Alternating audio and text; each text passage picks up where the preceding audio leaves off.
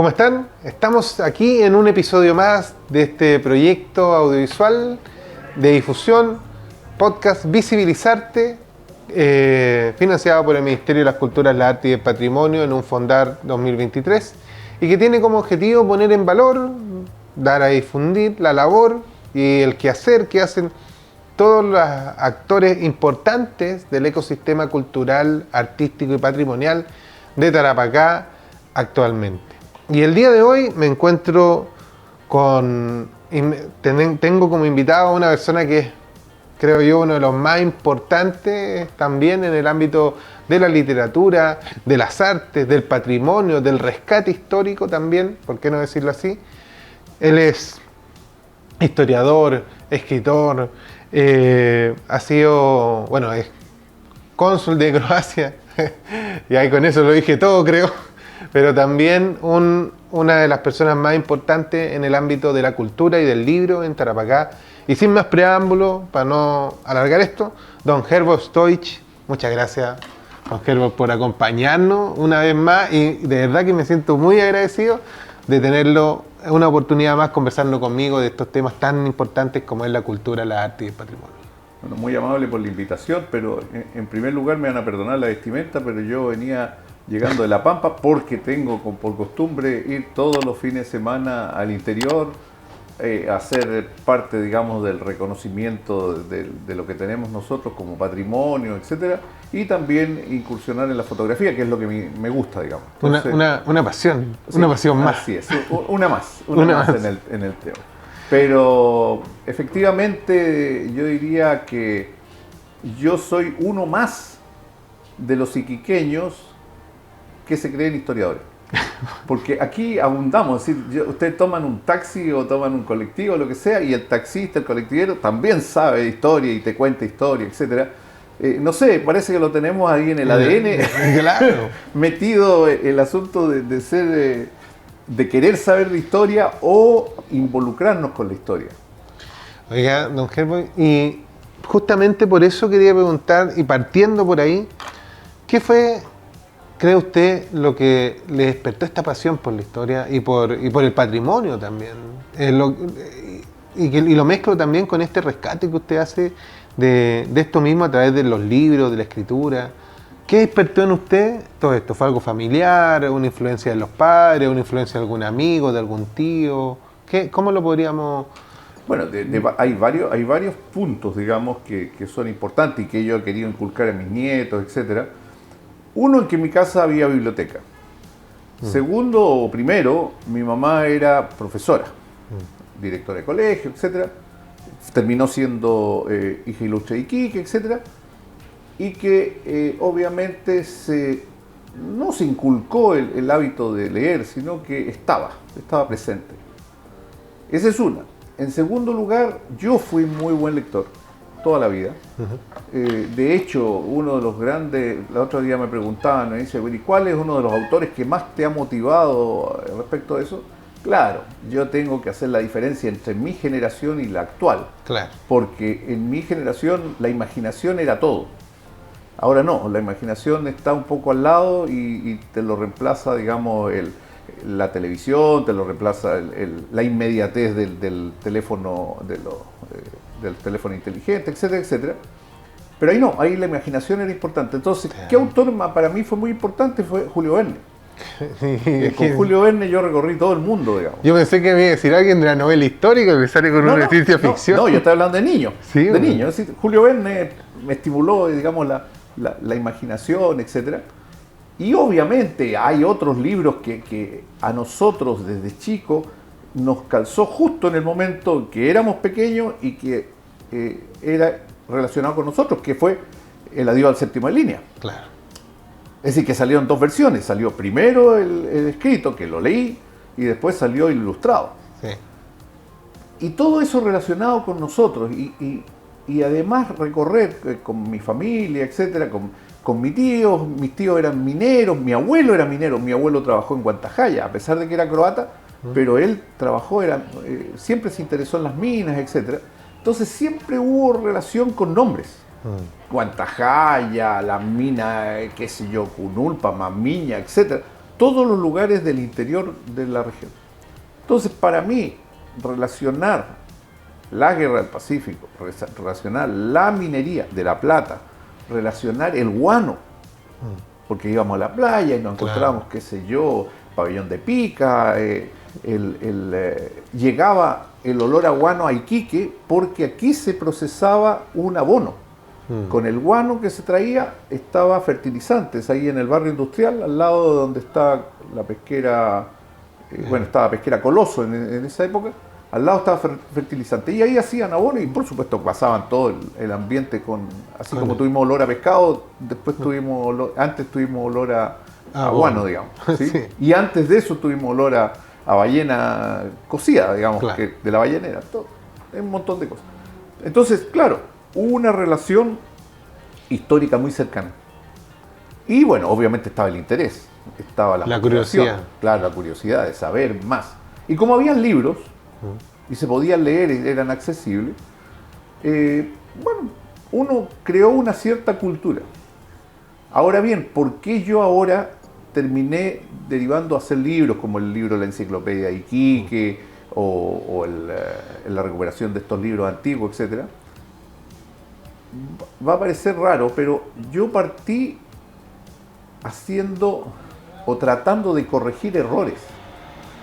Pues yo leía libros que mantenían conceptos que para mí estaban equivocados. Entonces dije, voy a hacer un librito chico en el cual voy a corregir todo lo que está malo. Y el librito terminó siendo un libraco. Claro, el librito chico, eso me reí. Porque... terminó siendo una enciclopedia y qué sé yo, pero era por eso.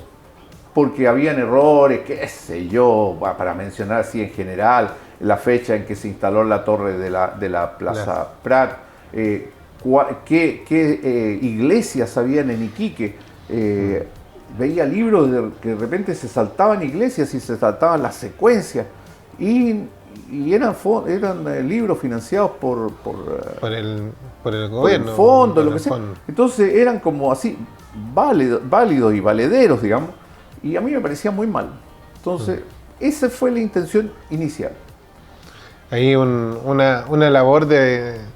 No me gusta ocupar mucho la palabra rescate, pero digamos una labor de traer a la luz a veces cosas que se pierden con el pasar de los tiempos, ¿no? De la historia, los mismos elementos que lamentablemente a veces las ganas de sacar cosas, a veces uno ve que, como usted bien dice, hay errores, cosas que no están, que falta por hacer. Y bueno, le faltó mencionar a uno de los que a mí más me gusta, que el combate naval de Iquique y Punta Arenas ilustrado. Claro, bueno, pero antes de eso también está el otro asunto, que es la Biblioteca Histórica de Tarapacá. Y en la Biblioteca Histórica de Tarapacá es la recuperación de libros. Yo no diría, porque es un término un poco feo, digamos, decir que es una falta de respeto haberse olvidado de esos autores. Pero sí recuerdo unas palabras de un historiador, un doctor en historia, que decía que Iquique se caracteriza por tener una gran historia, pero está muy desperdigada, es decir, había que juntarla. Entonces eso me quedó dando vuelta y dije yo, no puede ser que estos libros sean por un lado raros, por otro lado sean caros, si es que se consiguen, ¿no es cierto? O inexistentes, así, derechamente. Entonces dije, vamos a hacer una labor de recuperación de ellos. Y lo hicimos. Finalmente terminamos juntando 40 títulos, pero lo más importante, ¿dónde fue? Que todos esos libros terminaron en bibliotecas escolares, terminaron en universidades, terminaron en centros de estudio, es decir, terminaron donde debían entregar la información que tantos años, digamos, estuvo oculta por, como digo, por todas estas razones, digamos. Y bueno, dentro de lo que estaba contando antes de Julio Verne y mi historia, etcétera, bueno, yo dije, ¿cómo estimulo yo a la juventud actual? ¿Cómo lo motivamos? Claro, ¿cómo lo motivamos? Entonces, bueno, ya que están en la inmediatez, ya que están en el color, ya que están en la cosa, ellos nacieron con televisión, nosotros no. Yo vine a ver televisión recién a los 18 años. Es decir, ahí va a partir la televisión en Chile, digamos. Entonces, efectivamente, dije yo, hacer un cómic. hacerlo. ¿Y hacer el cómic de qué? Bueno, partiremos con algo que es interesante, que es el combate naval de Iquique, muy nuestro, muy cercano, digamos. Un hito histórico, claro, que marca la ciudad. Justamente, pero tratar de hacerlo en forma bien estudiada. Es decir, no lo que se coloca en un cómic, por el hecho de ser cómic, va a terminar siendo una cosa liviana. No. Yo lo hice con antecedentes históricos y fidedignos, basados en gran información. Como decía yo la otra vez, oye, para haber hecho ese cómic yo leí un alto así de libros, digamos, pero en el cual, ¿por qué? Porque una línea para mí era importante.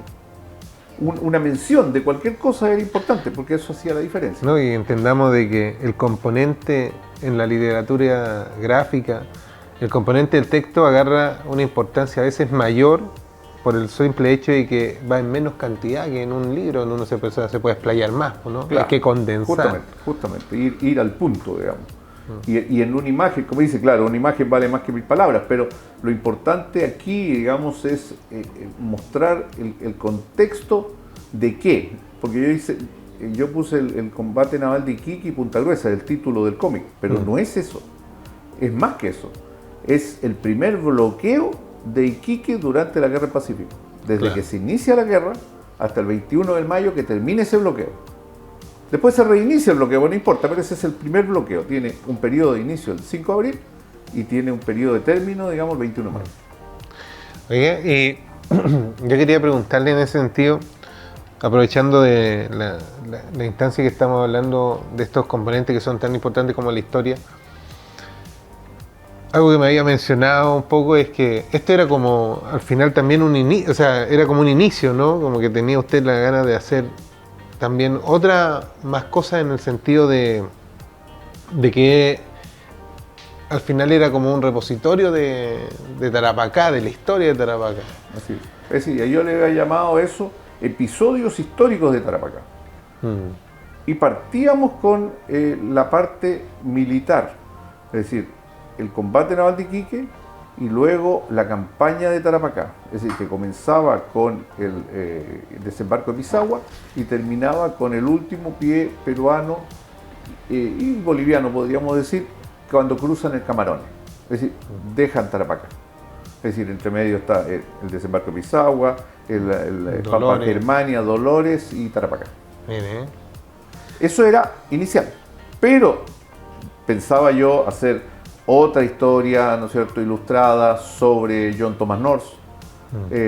Tenemos otros personajes como Humberstone, tenemos otros personajes como relacionados, digamos, con la historia, la avenida de Darwin, tenemos el asunto de toda la entre comillas, epopeya o historia o lo que sea, digamos, como quieran mirarlo, digamos, de Guantajaya. Desde la época de la colonia y después la época republicana peruana y después la republicana chilena. Es decir, material nosotros tenemos mucho, el guano es otro mundo aparte. Oye, y como una de las cosas, haciendo un pequeño paréntesis en todo esto, porque una de las cosas que a mí me asombró y que hemos tenido la oportunidad yo de mencionarlo y conversarlo es que el año pasado tuvimos la posibilidad de ir a la Feria Internacional del Libro de la Paz.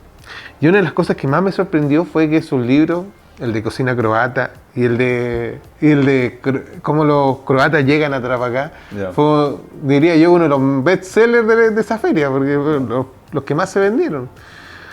¿Cómo logró también llegar al tema más bien de su, digamos así, de la influencia croata en Tarapacá, también desde el punto de vista literario? ¿Qué lo motivó a llevar a eso? Bueno, anteayer tuvimos una reunión con el cuerpo consular. Entonces yo le decía que una cosa interesante en nuestras reuniones es que cada uno de los cónsules hablara de su relación con Tarapacá. Presente, pasada futura. O futura también. ¿Qué es lo que pretenden? En el caso nuestro, le digo yo, probablemente Croacia está bastante alejado de la parte económica con respecto a nosotros, pero sí con respecto a Tarapacá está muy ligado a la parte histórica. Y nosotros cuando revisamos la parte histórica, nosotros vemos que aquí hubo salitreros croatas importantes, Incluso uno de ellos yo lo estoy repatriando, es decir, ya lo saqué del ataúd en que estaba, lo incineramos y llevo la ceniza a su pueblo natal en Croacia, Mire. porque allá lo recuerdan, con una plaza y con un busto. Y él ayudó a su pueblo. Entonces, lo lógico, de acá ayudó a su pueblo. ¿Ya? Entonces, uno va a La Pampa y claro, obviamente ahora están los restos, como todas las oficinas salitreras, a excepción de Humberton, ¿no es cierto?, y Santa Laura, pero ahí tenemos, qué sé yo, oficina salitrera, nombre Herbatska, el hombre Franca, Bis, Adriático, Brach, Sloga, ¿no? Bis, un montón. Mire. Y tenemos a salitreros importantes, qué sé yo, el mismo Baburitza, que es tan famoso en Chile en este momento, él partió acá. Baburitza partió acá, Lukinovich, Petrinovich, Marinkovic, Moro, todos ellos son importantes, digamos. Bueno, una de las cosas yo creo que más influencia ha tenido esta colectividad en su momento fue, bueno, Iquique siempre fue una ciudad muy cosmopolita, ¿sí? Por lo que yo entiendo, pero efectivamente la influencia croata es innegable tanto en el patrimonio como en el... Bueno, me quedo muy sorprendido en el tema de la cocina. Sí, pero hay otro aspecto más importante todavía. Marinkovic es dueño de la oficina San Enrique. Y San Enrique en 1936, si mal no me equivoco, es la del deporte. Del deporte, fue campeón de Chile. Sí, sí. Una oficina salitrera. Además que pertenecía a un croata. No, sí, me acuerdo de haber escuchado esa anécdota y me la contaron en el Museo del Deporte. A raíz. Pero no sabía que el dueño era. Marinkovic, claro. Tenemos otro asunto también que es muy simpático. Yo estoy haciendo un libro en este momento sobre las fichas salitreras. ¿Ya? Y las fichas salitreras, el otro día conversando con mi tía me dice, oye, estaba hablando de las fichas, qué sé yo. Yo tengo un montón de fichas. Bueno, le digo, si no las necesitas, dámelas. Mi tía ya tiene 98 años, así que ¿para dónde va a ir con esa ficha? Y me trae una bolsa grande, pero las fichas todas eran iguales. Eran de $1, todos de la oficina Cholita. Le dije, fantástico, la vamos a poner en el libro. En el libro vamos a incluir una ficha por cada libro.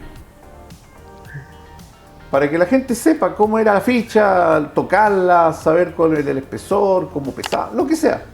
Reconocerla. Y tal, tengo tantas fichas y son todas iguales, le pongo una ficha a cada libro hasta que se acaben, ¿no es cierto? Bueno, pero ¿cuál es la gracia de esa ficha? Primero se llama Cholita. Eso demuestra que las oficinas salitreras eran peruanas. Claro. Segundo, en la oficina Cholita se fundó el Partido Obrero Socialista, por Recabarren. Precursor del futuro Partido Comunista. Así es. Pero ¿quién lo fundó? Un croata, por encargo de Luis Emilio Recabarren. ¿Cómo se llama? Susulich. Mire, Entonces, todas sí que no lo esas sabía. cosas, te fijas, todas esas cosas son interesantes, claro, como dicen uno, son los datos freak, ¿no es cierto? No, claro. Pero son interesantes. Como por ejemplo, siempre dejo así sorprendida a la gente cuando hablamos del combate naval de Iquique, por ejemplo. Y le digo yo, ¿y ustedes qué celebran si celebran las 12-10 del hundimiento de la Esmeralda? ¿Qué 12-10? Tiene que ser las 12-10 peruanas, no las 12-10 chilenas. No, dice que, me dijo un marino incluso, me dice, no, pero eso es un formulismo. No, le digo, no es un formulismo. Porque si nosotros ponemos esa hora, no cuadra el comienzo ni cuadra el final. Le explico, digo. Si ponemos la hora chilena, los buques tendrían que haberse enfrentado a oscura, y ellos no se enfrentaban a oscura. Ahora se enfrentarán a oscura porque existen equipos modernos, pero en esa época tenían que verse, y eso estaba oscuro. Entonces, por lo tanto, no calza al comienzo. Y en segundo lugar, tampoco calza al final porque el Huáscar andaba súper rápido y podría haber pillado perfectamente a la Covadonga. Si la Covadonga estaba con un hoyo, le estaba entrando agua, andaba, pero claro, realmente andaba casi para atrás, digamos, ¿ya? Pero ¿qué pasó? Ese día, en ese año, el sol se puso a las 5:20 de la tarde. Entonces, claro, cuando el Huáscar empezó a perseguirlo, se hizo oscuro. Y ya no lo podía perseguir. No le daba caso. Pero con esa hora, no con la nuestra. Entonces cosas así tan pequeñas tienen una trascendencia en su momento. Siempre, bueno, siempre es un agrado enterar y conversar con usted por todos estos Los datos. claro, estos datos que uno a veces no los toma en cuenta, como por ejemplo el que acaba de decir de la hora, claro, Sí. no necesariamente no era la misma hora. Po. No. Mire, yo quisiera aprovechar también la instancia de, digámoslo así, de preguntarle cómo ha sido el hecho de convivir porque entiendo toda su labor de rescate y gestión y de gestor patrimonial y cultural, con el hecho de también ser un autor, ¿no? Así como de usted, de nacer estos nuevos contenidos. Porque a mí me interesa bastante y me imagino que muchas de las personas siempre se preguntan porque no es desapercibido la labor que usted realizaba a nivel del mundo de la cultura, del libro. Pero ¿cómo logra convivir el aspecto, digamos, cotidiano, del día a día, con el hecho de esta dedicación que ya lleva años de sacar adelante todos estos procesos de creación también? Bueno, yo siempre, antes de esto yo trabajaba en una empresa familiar, digamos, en la cual estaba realmente muy ocupado, muy ocupado mucho tiempo durante el día. Entonces dicen, bueno, ¿y a quién agradeces tú haber hecho la enciclopedia? El libro grande, 500 y tantas páginas, qué sé yo, que es la enciclopedia de Iquique del siglo XIX. Fue un trabajo enorme. Yo creo ahí recolecté durante unos 7 años. Eso le iba a preguntar, ¿en años cuánto? 7 años de información, 2 años en escribirlo. Entonces me preguntaban, me decía, pero ¿y a quién agradece? Pucha, yo le digo, yo agradezco a Cheresade. ¿Cheresade? ¿Qué tendrá que ver Cheresade? Claro, porque mientras mi señora veía Cheresade, yo escribía. Claro. Entonces me pasaba, qué sé yo, 1, 2 de la mañana escribiendo. Y, por supuesto, sufriendo ella los problemas míos en la casa, Claro. porque yo tenía papeles botados por todo el piso, por la mesa, por todos lados, y que no me los movieran porque tenía una secuencia de esa información con esta otra. Un orden en su desorden. Claro, y estaba ordenado en la práctica, pero necesitaba mucho espacio porque era mucha información que había traído de Alemania, de Inglaterra, de Estados Unidos, de Francia, de Europa, de Perú, de Argentina, de Bolivia. Toda esa información se concentró en esto, que era información efectivamente. Por eso decía yo respecto a los errores, lo que hablaba antes, de los errores que se mantenían en los libros. ¿Por qué? Porque la gente que escribía los libros se refería, citaba al anterior, y el anterior citaba al anterior, y el anterior citaba al anterior. Entonces la fuente probablemente ni siquiera nunca la vio nadie. Entonces seguía ese error siendo permanente. En cambio yo fui a la fuente donde salía esa información. Y ahí estaba el error y se corrigió. Se corrigió, como te digo, en las fuentes, pero para eso hubo que ir a las bibliotecas de Perú, de todos, de distintos lugares. Años. Claro, por ejemplo, uno de los hallazgos fue, hay un libro de William Bollard que pone unos dibujos de George Smith del año 1851. Entonces yo buscando esa información encontré en una biblioteca del Congreso norteamericano, para decirte, Guantajaya, Iquique, es decir, los mismos nombres del libro. Claro. Dije, y es de George Smith. Entonces dije, estamos hablando de lo mismo. Entonces llamé al bibliotecario, hablé con él. Me dice, mire, sí, son unas imágenes. Pues él no sabía nada, no sabe nada de las imágenes tampoco. Claro. Pero hay una que es, salvando la distancia, lo que nosotros hacíamos era el papel diamante, ¿no es cierto? El papel como papel transparente. transparente, que en esa época, quién sabe qué papel lo habrían usado. Pero me dice, pero está un poco arrugado. Pero tiene unos dibujos que se superponen con otros. Le dije, yo pensé, pues dije, eso yo no lo conozco. Esto es nuevo para mí. No, le dije, mándeme toda esa información. Así que me mandó toda la información y eran las mismas escenas, pero hecha 25 años antes. Es decir, estamos hablando, por ejemplo, de un Iquique de 1827. Y Iquique en 1827 tenía 100 habitantes. Es decir, era un amasijo de casas alrededor de la iglesia en el Morro, nada más. A lo lejos se veía un fuerte, unos restos de un fuerte, ¿cómo se llama? Español. Se veía acá que había dibujado unas balsas de cuero de lobo, imagínate, balsas de cuero de lobo, y decía, aquí vienen 2 barquitos que vienen llegando a Iquique que traían el agua, porque Iquique no tenía agua. Es decir, era un hallazgo, pero importantísimo. O sea, pensar de que... Porque mucha gente lo ha conversado con otras personas del mundo de la historia. Algunos señalan sí que Iquique no tiene como fecha de fundación. No tiene. Entonces, es extraño decir de que existía hace más de 200 años Iquique. Bueno, Iquique existió de siempre, desde que empieza a explotarse Guantajaya.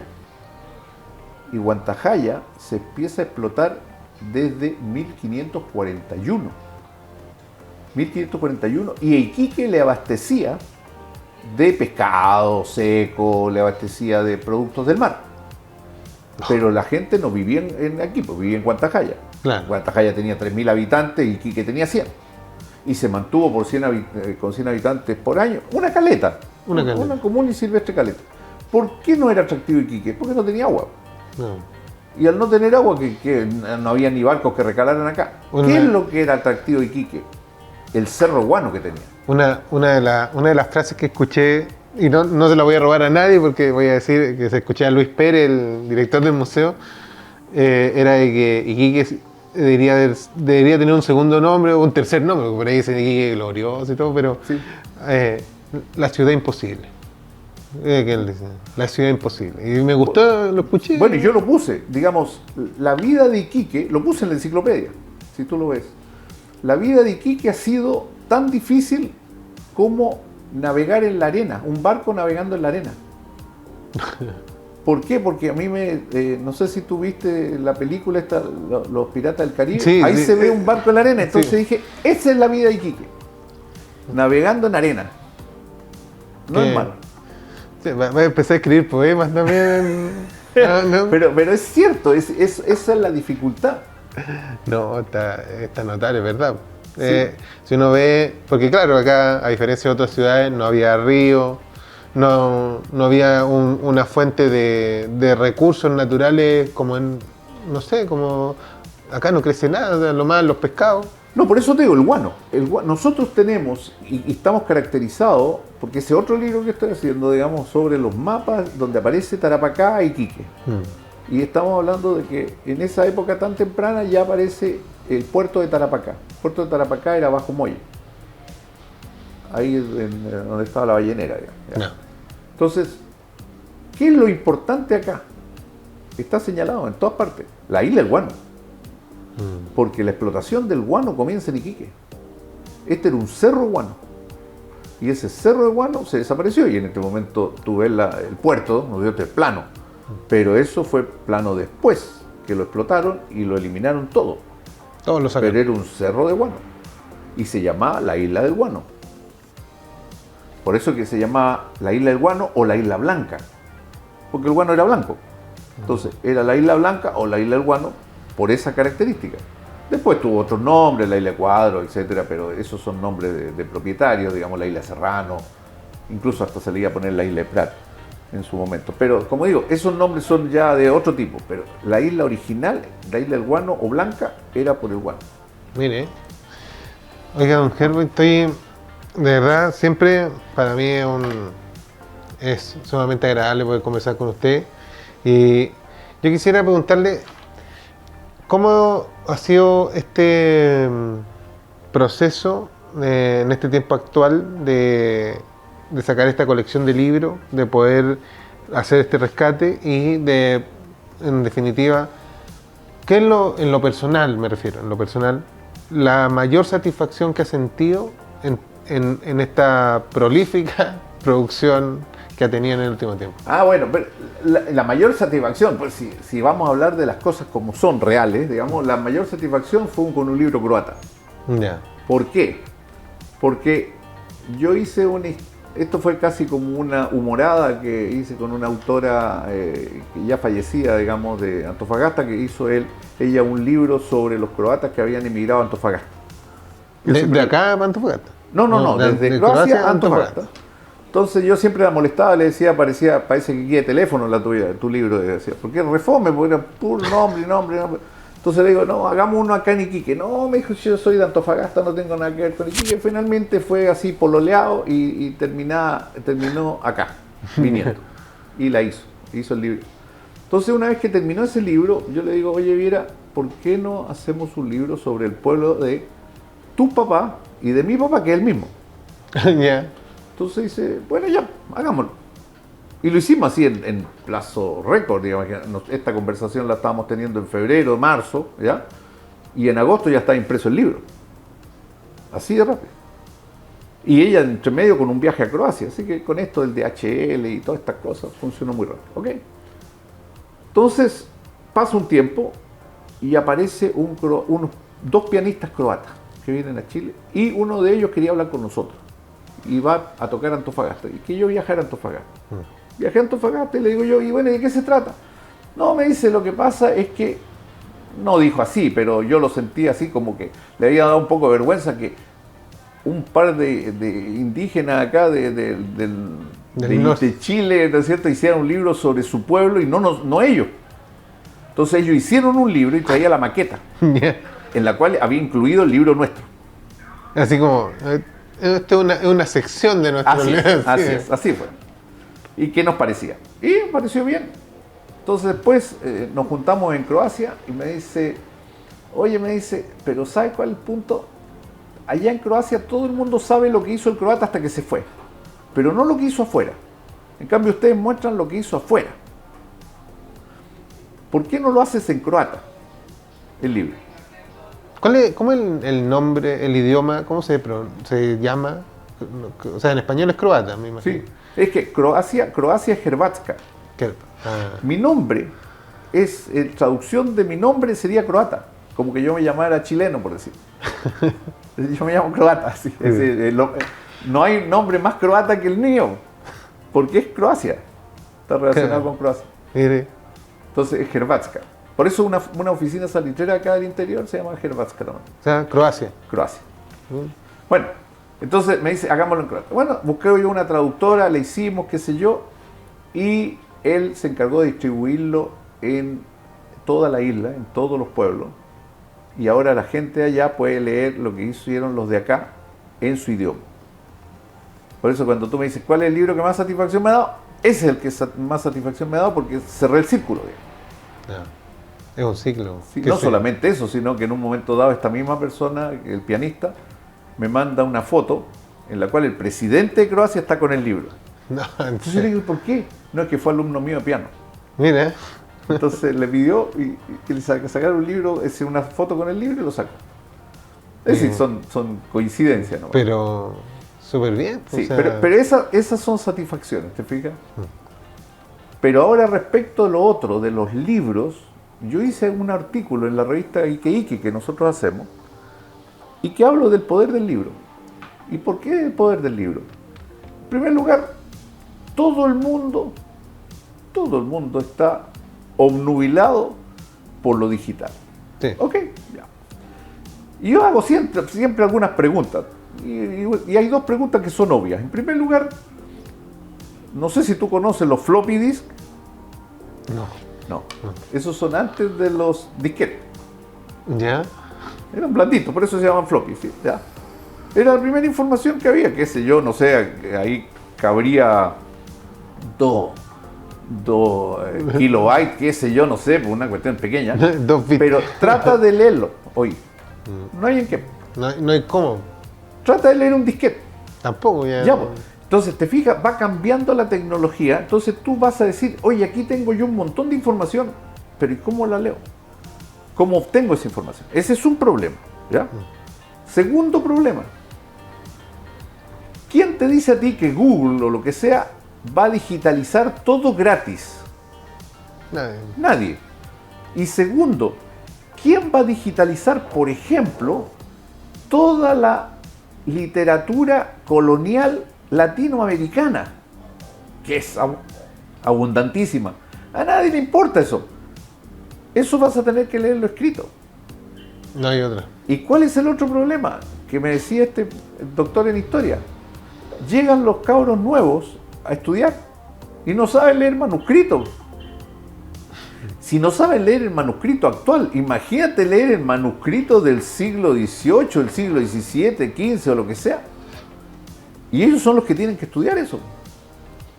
Pero no saben leer manuscrito. Entonces, te fijas, hay un montón de problemas de ese tipo y sigue siendo importante el libro. Es una de las cosas, bueno, más allá de que muchos de nosotros, de los que estamos asociados a este mundo, que he tenido de todo tipo de invitados, pero yo me considero una persona asociada al mundo de la literatura, de la lectura. Entonces, más allá de que siempre uno, digámoslo así, siente la necesidad del papel, ¿no? Como que nos gusta, pero lo acaba de decir usted. O sea, es un instrumento tan universal como el lenguaje y que va a mantenerse mientras exista la humanidad. Es más fácil que exista el papel o la escritura en sí que los aspectos digitales que van la obsolescencia de los productos, por supuesto, va generando. Estamos ya casi finalizando nuestro pequeño podcast, pero primero que todo quería darle las gracias a don Germán. Siempre por venir y por acudir a mi llamado cuando se los pido. Ya, yo a veces no tengo, a veces me cuesta más tener esa misma deferencia y siempre les pido disculpas cuando pasa eso, pero le agradezco el hecho y le agradezco que me permita siempre poner en valor toda la labor que usted realiza por el patrimonio y la historia de Iquique y Tarapacá. Y le quería dar unos minutos para que pueda mandar un mensaje, un saludo o lo que usted estime a todas nuestras personas que nos están viendo. Sí, el gran problema que nosotros tenemos efectivamente, no sé si será correcto decirlo de esa forma o no decirlo de esa forma, pero como que nosotros no nos valoramos correctamente. Es decir, nosotros, y yo me siento siempre como tarapequeño, como si fuera yo Tarapacá, ¿no es cierto? Me siento como que yo fui un niño que tuvo una gran herencia, pero los administradores la manejaron mal y al final cuando ahora yo soy adulto ya no tengo nada. Así me siento, digamos, como qué es lo que le sucedió a Tarapacá. Tarapacá le dio de comer a todo Chile, desarrolló Chile. Y resulta de que ahora nosotros pedimos dinero como si fuera una limosna. Hoy día, sin ir más lejos, hoy día en el diario sale de que a nosotros nos van a poner, nos van a entregar un dinero por el royalty, etc. Pero salía entre líneas que querían quitarnos el dinero que nos corresponde anualmente porque nos iban a dar el dinero extra. En la práctica era el mismo. Nos iban a dar el mismo dinero nomás. Claro. Es decir, nos quitaban uno y nos daban el otro. ¿Cómo? Es decir, en el fondo nos siguen considerando como que nos ayuda, como que este país que nosotros alimentamos por años, ¿no es cierto?, nos ayuda. Nosotros no necesitamos la ayuda de este país. Lo que necesitamos es que nos devuelvan lo que es nuestro. Nosotros fuimos ricos y esa riqueza la perdimos y se la entregamos al país. Prueba de ello que hay un gráfico que yo lo tengo enmarcado ahí en la oficina y que dice, del Ministerio de Hacienda, y que dice que el dinero obtenido por Chile desde 1879 hasta 1930, la crisis, compró otro Chile. La tasación de Chile compró exactamente lo que valía Chile. Es decir, compramos otro país más. Es decir, eso, ¿no es cierto?, hace ver como que nosotros somos mal mirados y nuestra gente no se valora. Cuando yo digo, por ejemplo, tenemos la ruta de la Guerra del Pacífico, la ruta del Guano, la ruta de La Plata, la ruta de la Guerra Civil del 91, la ruta de Caravanera, etc. Nosotros tenemos mucha historia, tenemos mucha trascendencia en cuanto a la parte histórica, cultural o lo que sea, vamos a los geoglifos. La concentración más grande de geoglifos del mundo la tenemos acá. Tenemos una concentración enorme de pinturas rupestres. Tenemos un montón de cosas, digamos, que son valiosísimas, pero la gente no lo sabe. ¿Y qué es lo que necesitamos? Cultivarnos más. No puede ser que nuestros niños todavía estén en los últimos lugares de todas las calificaciones, los Sims, en lo que sea. Estamos todos abajo. Con esa ignorancia nos van a seguir metiendo el dedo en la boca. No va a haber gente que pueda luchar por lo que es nuestro. La cultura es lo único que nos va a marcar la diferencia. Qué mensaje. Bueno, les vuelvo a agradecer. Pues. Siempre es grato poder compartir con aquellas personas que nos enriquecen, tanto desde el punto de vista de la historia, del patrimonio y de la cultura. Y en verdad rescato todas sus palabras. Creo que en este sentido falta, y uno de este pequeño proyecto también es la idea de fomentar eso, acercar de repente estos espacios que, si bien es cierto son audiovisuales, logren trascender por sobre la pantalla que está ahí, hacia una concepción y despierte esa curiosidad tan importante para fomentar la cultura, el arte, la historia, el patrimonio, la riqueza inmaterial que tiene Tarapacá. Y en ese sentido estamos terminando este episodio. Estamos ya terminando un episodio más de este podcast Visibilizarte. Vuelvo a agradecer a todas las personas que se quedaron con nosotros hasta el final y que nos van a volver a ver. Y los dejo invitados para que puedan ver todos aquellos episodios de Visibilizarte donde tenemos grandes invitados, escritores, antropólogos, investigadores de la cultura, del patrimonio, tenemos artistas, músicos, de todo, para que usted pueda enterarse de lo que nosotros como gestores culturales, artistas y el ecosistema de la cultura y la arte en general está haciendo en Tarapacá. Muchas gracias, nos volveremos a ver en un episodio más de Visibilizarte acá en su tienda local de cómics, El Nido del Búho, ubicada en pleno centro de Iquique, Thompson 715 a pasos de Vivar. No podía dejarla pasar. Por supuesto, está bien. Nos vemos. Chaito.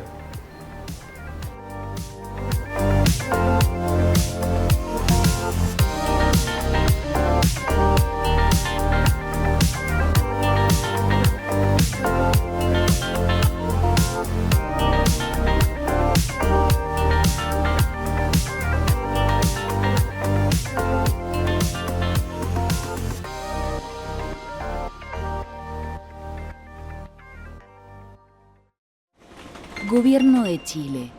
Chile avanza contigo.